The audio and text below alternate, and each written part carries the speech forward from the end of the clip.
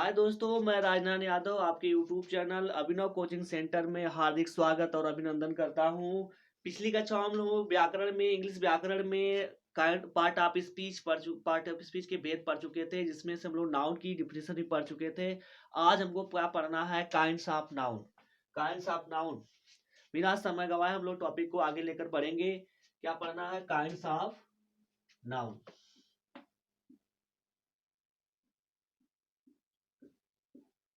Kinds of noun मतलब संज्ञा के भेद। काइंड्स ऑफ नाउन का मतलब होता है, अर्थ होता है संज्ञा के भेद। तो संज्ञा के कुल कितने भेद हैं? 5 भेद होते हैं। संज्ञा के कुल कितने भेद हैं? 5 भेद होते हैं। संज्ञा के कुल कितने भेद होते हैं? 5 भेद होते हैं। Kinds of noun. There are 5 types of noun. Number 1, proper noun. Proper noun. Proper noun. Number 2, common noun. Number 2, common noun. Number 3, collective noun. Number 3, collective noun. और number 4, material noun. Material noun. Number 4, material noun. और number 5, abstract noun. Abstract noun. तो there are 5 kinds of noun: proper noun, common noun, collective noun, material noun, abstract noun. Proper noun को अगर हिंदी में बात की जाए तो प्रॉपर नाउन को हम लोग व्यक्तिवाचक संज्ञा कहते हैं। व्यक्तिवाचक संज्ञा कहते हैं। और कॉमन नाउन की बात की जाए तो कॉमन नाउन को हम लोग हिंदी में जातिवाचक संज्ञा कहते हैं। जातिवाचक संज्ञा कहते हैं। यदि कलेक्टिव नाउन की बात की जाए तो कलेक्टिव नाउन को हम लोग हिंदी में समूहवाचक संज्ञा कहते हैं। समूहवाचक संज्ञा कहते हैं। और मटेरियल नाउन की बात की जाए तो मटेरियल नाउन को हम लोग द्रव्यवाचक या पदार्थवाचक संज्ञा कहते हैं। द्रव्यवाचक संज्ञा कहते हैं। द्रव्यवाचक या पदार्थवाचक संज्ञा कहते हैं। अबस्ट्रैक्ट नाउन की बात की जाए तो अबस्ट्रैक्ट नाउन को हम लोग भाववाचक संज्ञा कहते हैं। क्या कहते हैं? भाववाचक संज्ञा कहते हैं। भाववाचक संज्ञा कहते हैं। अब लोग देखा कि काइंड्स ऑफ नाउन में proper noun, common noun, collective noun, material noun, abstract noun. इस प्रकार से नाउन के कितने भेद होते हैं? 5 भेद होते हैं। प्रॉपर नाउन का अर्थ होता है व्यक्तिवाचक संज्ञा, कॉमन नाउन का अर्थ होता है जातिवाचक संज्ञा, कलेक्टिव नाउन का अर्थ होता है समूहवाचक संज्ञा, और मटेरियल नाउन का अर्थ होता है द्रव्यवाचक संज्ञा, और अबस्ट्रैक्ट नाउन का अर्थ होता है भाववाचक संज्ञा। अब अगर पेपर में क्वेश्चन संज्ञा कितने भेद होते हैं तो संज्ञा के कुल अंग्रेजी में 5 भेद होते हैं, जो आपके सामने है। अब एक एक संज्ञा को हम लोग बारी बारी से डिटेल्स में जो चीजें इंपॉर्टेंस को पढ़ने का प्रयास करेंगे, जो आपके एकेडमिक से लेकर कंपटीशन तक काम आने वाला है। अगर आपको ये वीडियो अच्छी लगे तो शेयर, लाइक और सब्सक्राइब करना ना भूले। तो आगे हम लोग पढ़ेंगे प्रॉपर नाउन।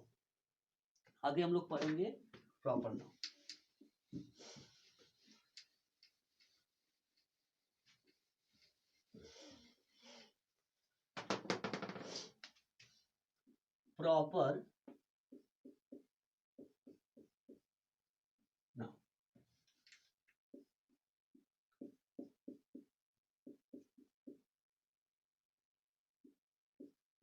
प्रॉपर नाउन को हम लोग क्या कहते हैं? व्यक्तिवाचक संज्ञा। व्यक्तिवाचक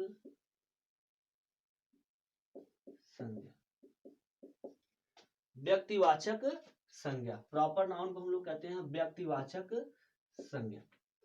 तो अगर इसके डिफिनीशन की बात की जाए, प्रॉपर नाउन की डिफिनीशन की बात की जाए तो a particular person, a particular person,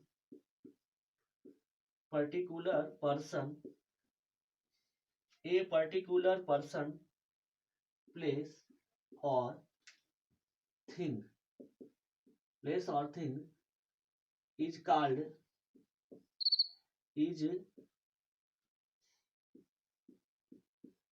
is called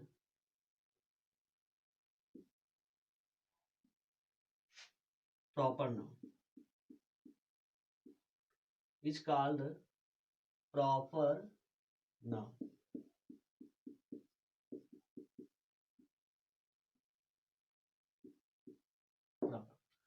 A particular person, place or thing is called proper noun. मतलब विशेष व्यक्ति और स्थान को ही क्या कहा जाता है, व्यक्तिवाचक संज्ञा कहा जाता है. ए पर्टिकुलर पर्सन, प्लेस और thing is called proper noun. इसकी अगर हिंदी में बात की जाए तो हिंदी में परिभाषा लिख सकते हैं इसकी कि किसी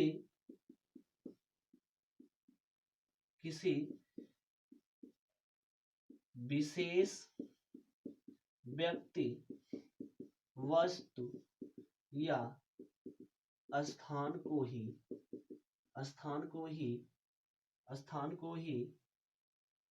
व्यक्तिवाचक संज्ञा कहा जाता, व्यक्तिवाचक संज्ञा कहा जाता. अगर एग्जाम्पल की बात की जाए, इसके एग्जाम्पल की बात की जाए, एग्जाम्पल उदाहरण की बात की जाए तो इसका एग्जाम्पल जैसे पीटी नेहरू और टेबल और मुंबई और डॉक्स, मुंबई, रामायण,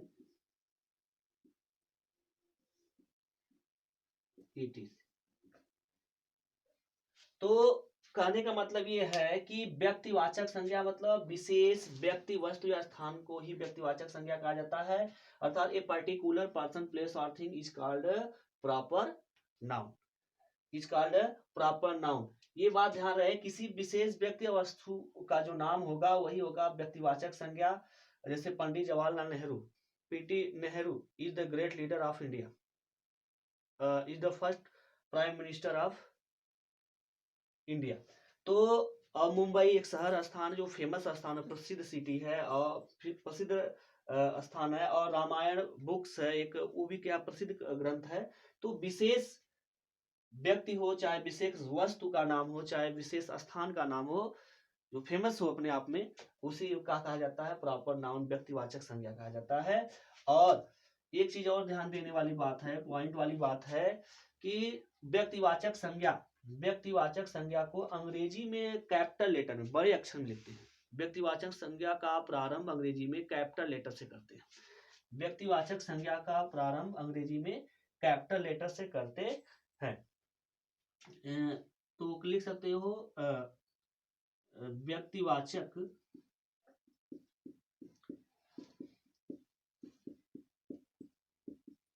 संज्ञा को अंग्रेजी के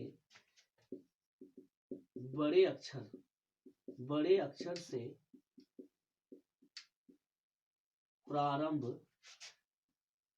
करते.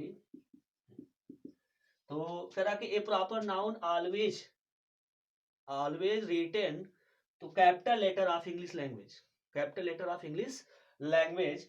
तो व्यक्तिवाचक संज्ञा को अंग्रेजी में बड़े अक्षर से प्रारंभ करते हैं.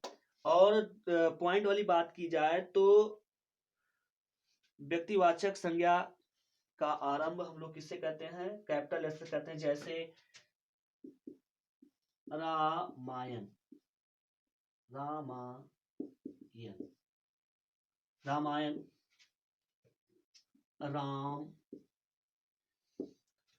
और जैसे मुंबई,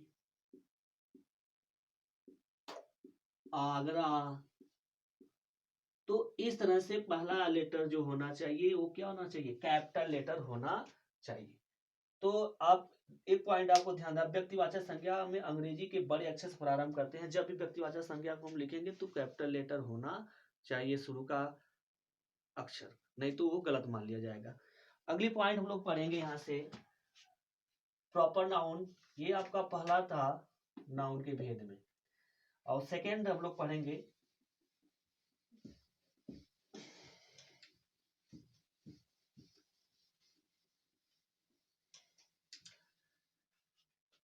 सेकेंड पॉइंट हम लोग पढ़ेंगे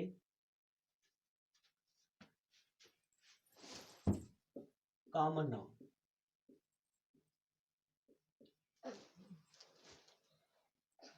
कॉमन नाउन को हिंदी में जातिवाचक संज्ञा कहते हैं। जातिवाचक संज्ञा कहते, कॉमन नाउन को हिंदी में हम जातिवाचक संज्ञा कहते हैं।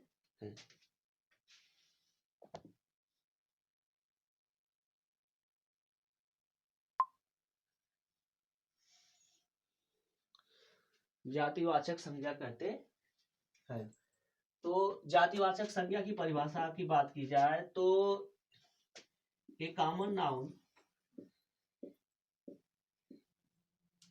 ए कॉमन